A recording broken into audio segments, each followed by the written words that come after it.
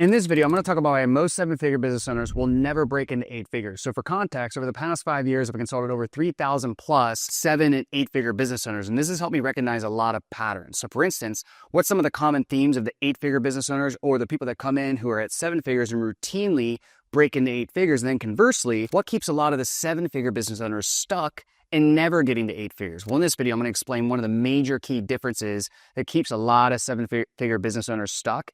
And I'll be honest, it's not something insanely sexy. It's not this crazy tactic, but it is something that's so foundational that if you miss this from the beginning, you're almost absolutely screwed and so hard to break into eight figures. But if you do get it, it sets you up for a huge success. So what's this key element? It's having an offer that has two key elements to it. Number one is packaging. So packaging is not what you're selling, but it's how you're communicating what you're selling to cold customers. Now, when I say cold customers, I don't just necessarily mean only paid traffic. It could be paid traffic, but it could be affiliates. It could be outreach or cold email or your cold outbound team. Basically anything that's reaching cold customers on a routine basis, okay? Now, what's key about this is sometimes you'll see big brands, and when I say big brands, like people with big social media followings, they'll get away with not having the right packaging and still get to eight figures or even multiple eight figures. But the thing is if they had this, they'd probably double or triple their business. Like a lot of times I see them not having this and I think to myself, man, they're just leaving a ton of money on the table. So that's the first key element. The second key element is scalability.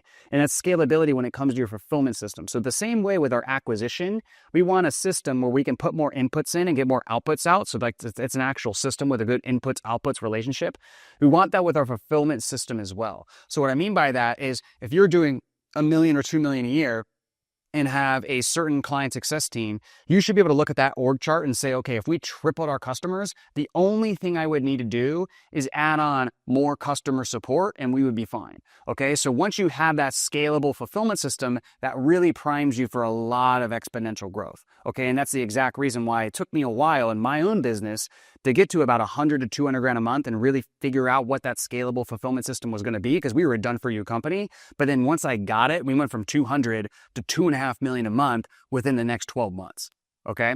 So sometimes what has to happen with creating a scalable fulfillment system is you kind of have to scale into it, break things first, and then you get full clarity on really what it needs to look like to get to the next level. A lot of times people use this to actually procrastinate and sort of mentally masturbate on like, okay, how do I create a scalable fulfillment? How do I get a good fulfillment system in place when they really don't even have that many customers to begin with, and they can't really build it until they break it. So a lot of times you have to break it or strain it.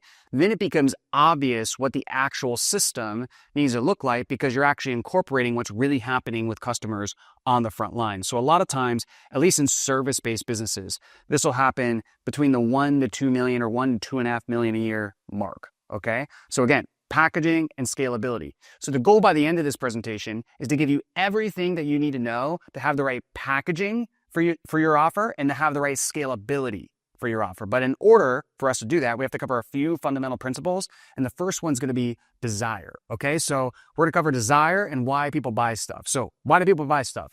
Well, they buy when they have a desire and they want to achieve that desire faster, or they can't achieve that desire on their own.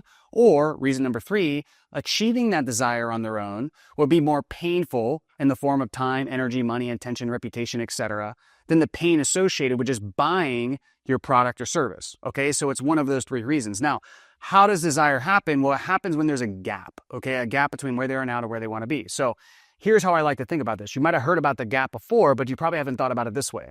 So there's multiple types of gaps, okay? So in this diagram, I have subpar to par, okay? That's the first gap. So that's like below average to average. There's also another gap of average, par, to excellence, above average, okay? So there's two types of gaps. There's fundamentally a pain, which is going from below average to average, and then there's an unfulfilled desire, which is going from average to excellence, all right? So you have to know this, and you have to know where your offer is going to fall on this. So I'll give you an example. You could have, let's say I'm getting stem cells for back pain, okay? That's an actual pain, right? I'm going from below average, I have back pain, I just want to get back to normal. But I also could be going after a high net worth audience with stem cells where they're just getting it for longevity. I'm taking then somebody from average to excellence, all right? So again, take weight loss. You could take somebody who's way overweight and they just want to be normal. That's subpar to par. That's a pain, all right? Or you could have somebody who's maybe at 14% body fat, which is pretty regular, but they want to get down to 7% for a competition. That's going from par to excellence. All right. So there's no one right way to do it. You can do it either way, but you need to know where you fall because your messaging is going to stem from this. Okay. Now here's the other thing. There's different levels of desire. Desire happens on 2 levels. There's a surface level desire, which this is tangible. Okay. In other words, this can pass the finger test. Like you can put a finger on it. You can actually describe it. You can actually like visualize this. It's a real thing that's happening. But then there's also an emotional level desire. And the way I like to think about this is Tony Robbins has 6 key human needs and states. Okay. And he calls them certainty, variety, significance, love and connection, growth, and contribution. Okay. So here's how this plays out. Let's say somebody comes on and they need leads. All right. Their surface level desire is obviously they have no leads and they need leads. But their emotional level desire is they're in a place of uncertainty because they don't know where the next lead or sale or revenue is going to come from. And they want to go to a place of certainty where they know where the next deal is going to come from predictably, reliably, each day, and then month after month. Okay. Also, there could be a deeper emotional level desire. And because since they're not actually bringing in revenue consistently, there's a lack of significance at home. And they want to go from that to having more significance and being a respected provider.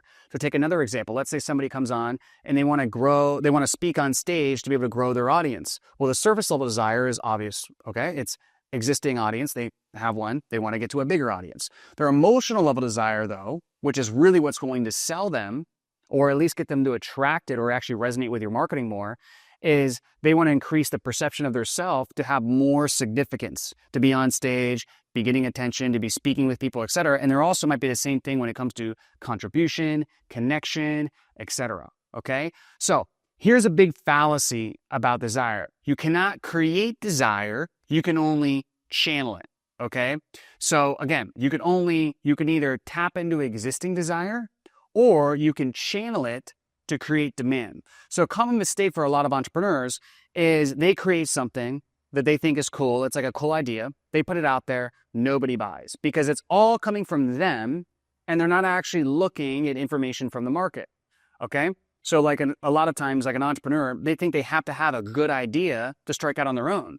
But in reality, rarely do great businesses start with people who just have a great idea. Now, unfortunately, all of like the big, huge success stories you hear, like Facebook or what have you, a lot of times it is like this dorm room, great idea story. But most businesses aren't like that. A lot of times in most businesses, what happens is you need to find the desire in the market. And then after you, number one, find that desire, you either put your offer in front of that existing desire, or what you have to do is channel that desire to create new demand for your product. Real quick, and then we'll get back to the video. If you need help with any of these 3 things, either installing a lead acquisition internally in your business, you need new sales reps, and you want sales reps recruited done for you, and also get the sales consulting and sales management help that comes with that. Or if you just want overall business strategies of how you can scale to 8 figures or beyond, go to the link in the description, click that link, check out the video, and then book a call with our team. We'd love to help you with any of those 3 things. Now back to the video. So the easiest way for me to explain this is to talk about different businesses that I've had, okay? So with my current business, which is a sales, recruiting, and training business, all I have to do with that business is there's always an existing desire of businesses who need good, qualified sales reps to come in. So I don't have to do a lot of copywriting backflips to be able to market my business. I literally just have to put my offer in front of that existing desire. It's pretty simple.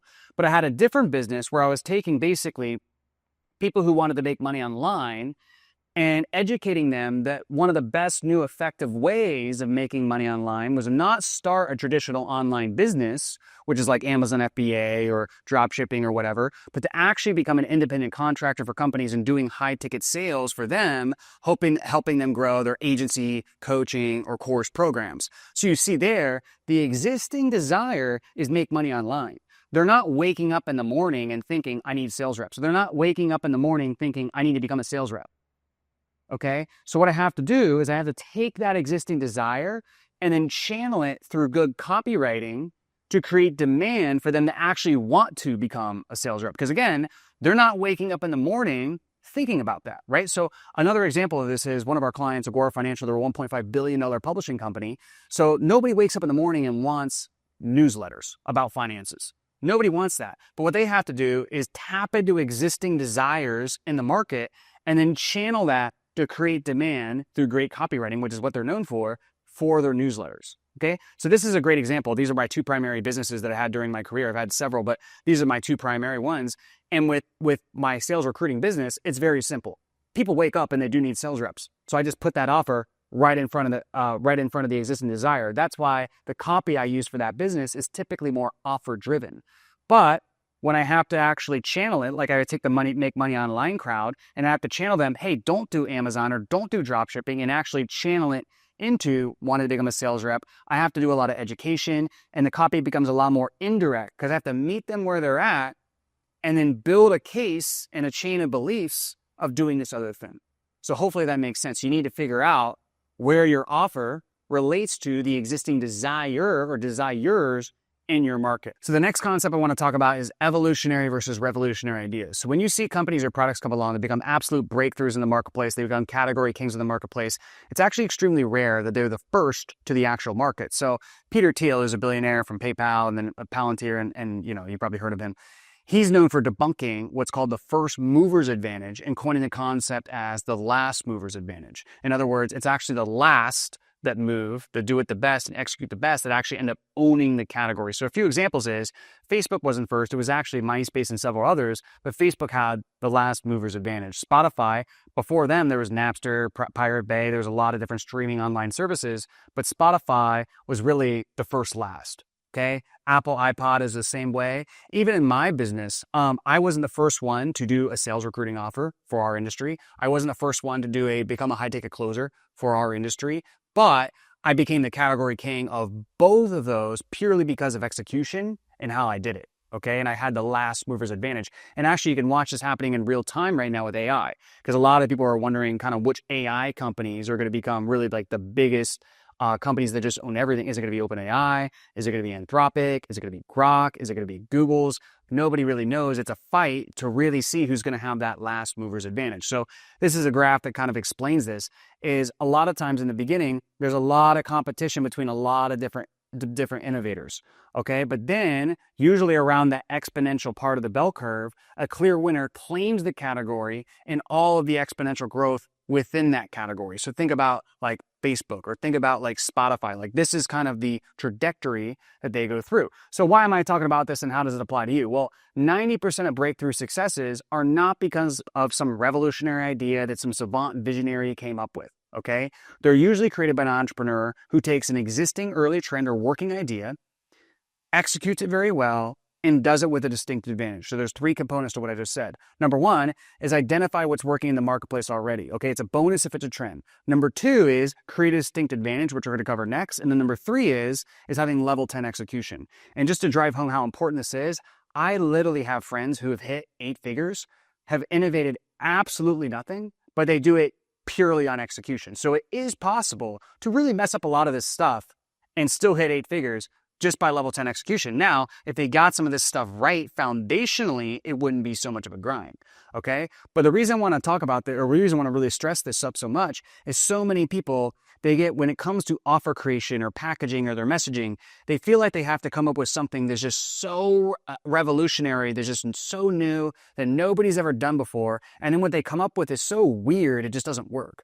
What you want to do is you want to take what's already working and evolve it, okay? So take something that's working well, model it, and then create your own unique advantage. So I'm not advocating copying. What I'm advocating is being a facilitator of the process of evolution inside your marketplace. That's how I like to think about it. Imagine your marketplace, all of the offers, all of the products, they're constantly evolving.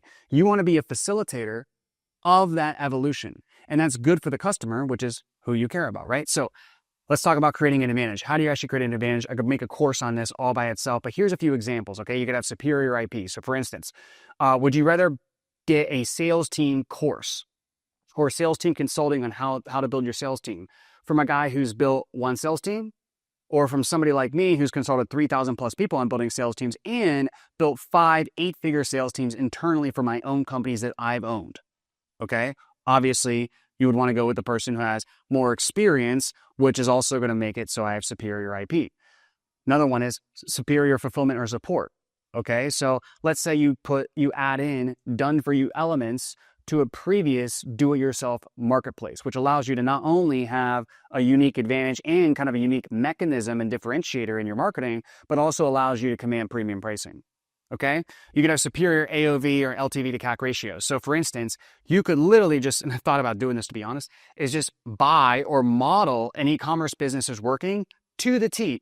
No innovation whatsoever, but then the only innovation that you do is add in a back-end offer and a back-end sales team to actually call customers and upsell them into a 3 to 10K yearly program. So I'll give you an example. I have a client who sells hair supplements. And one of the things I was telling him that would be really big to actually blow up his back-end is add in an outbound and an inbound sales team to be able to call the people who purchase like the hair regrowth supplements and actually sell a small percentage of them into FUE and hair transplant treatments that are $10,000 to $20,000, right? So this would fundamentally change the entire metrics and LTV to CAC of the entire business and allow him with zero innovation on the front end to outspend all of his competition and gain more market share. So you see how like a lot of times it's just creating one distinct advantage.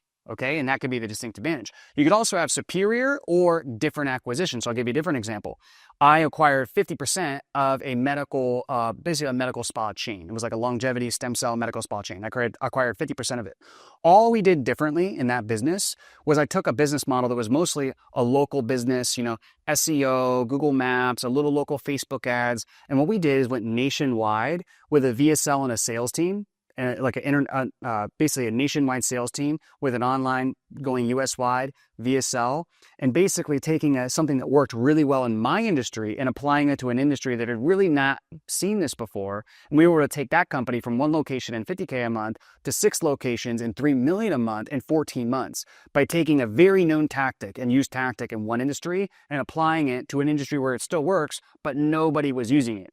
That's all we needed to do. We didn't have to do anything different in products or branding or anything. We just did that one thing different to create a unique advantage that way. Okay, you could also appeal to a different demographic or psychographic. So this is basically exactly what I said, is you could take what's working in one industry and apply it to another. And like I said before, we did that in the form of superior or different acquisition. But for instance, right now, we're taking what's working in our industry and applying it to tax professionals because it's something that will work perfect for them. It's already worked for a lot of our clients, but a lot of them just aren't using it. And in that industry, they just don't talk about it. Real quick, and then we'll get back to the video. If you need help with any of these 3 things, either installing a lead acquisition internally in your business, you need new sales reps, and you want sales reps recruited done for you, and also get the sales consulting and sales management help that comes with that.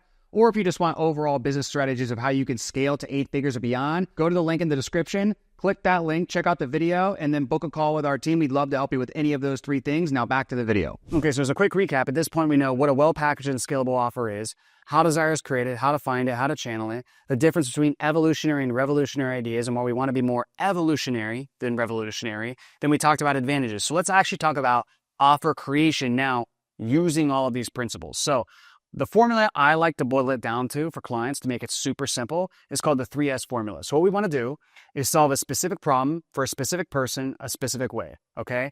So you find a problem, a market, and then the way is kind of your unique mechanism or unique differentiator of how you're going to do that.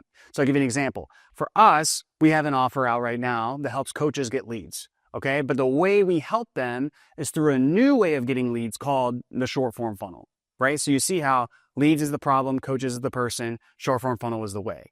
You could have an agency that helps D2C brands acquire customers at break even through TikTok advertising. Okay, again, D2C brands is the person, acquire customers is the problem, TikTok ads is actually the mechanism. Because right now, a lot of times TikTok ads or even TikTok shops right now is like the one that's big, is something that's very new to the marketplace. You could also have weight loss problem for postmenopausal women, person, but instead of a traditional coaching program, you could do it through telemedicine and hormone optimization, right? And then there's a ton of mechanisms and within that you could bring out into your marketing. So this is very critical. And why is it so critical? Because you can't get any type of cold traffic to work without specificity. So the more specific it is, the better it's going to work as long as there's sufficient TAM. And a lot of people overestimate the TAM that they need. Generally, I find you can get away, if you have a great offer, you can get away with a 30, 50K TAM.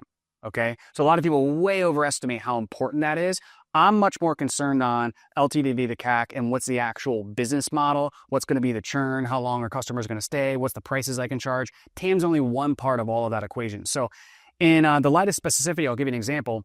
We launched an offer to any business above $1 million a year that needs sales reps. I thought because of the huge TAM, that was going to absolutely slap.